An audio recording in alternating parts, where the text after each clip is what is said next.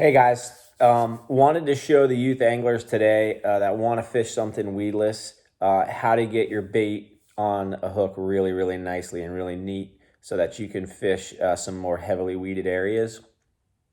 So first thing you want to do is get yourself a really good hook. The size of the hook is definitely going to matter. Um, I like to use a slightly bigger hook, a nice wide shank on it. So just get yourself a good solid hook. Next thing you want to look at when you're going to hook, for this video I'm gonna use what we call a fluke. And by the way, if you don't know about Z-Man, definitely check out these Z-Man Elastec soft baits. A lot of the other soft baits on the market are just going to rip and shred, and you're going to need to use 10 or 15 of them in a day.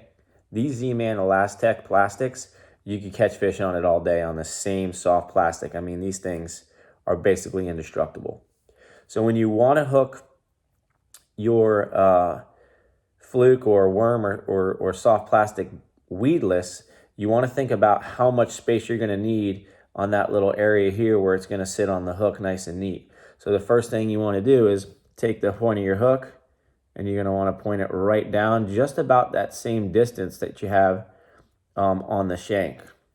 So once I get down on that shank area, I like to even cover up just almost a hair of that eye of that hook too, so that now I've got it on there nice and neat. So first thing, I haven't even gone through the rest of my bait yet. I'm still going to make it weedless here in a second, but first step you want to do is just guide that sharp end of the hook right around to leave yourself a nice little area here where your bait's going to sit.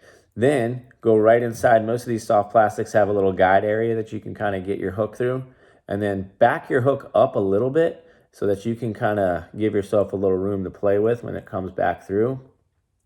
Now you can see the top of that hook just sits so nice and neatly right there. And then when you're pulling this on the top of those heavy pepper grasses and hydrilla and stuff, you're going to be able to pull that right across and not get yourself hung up.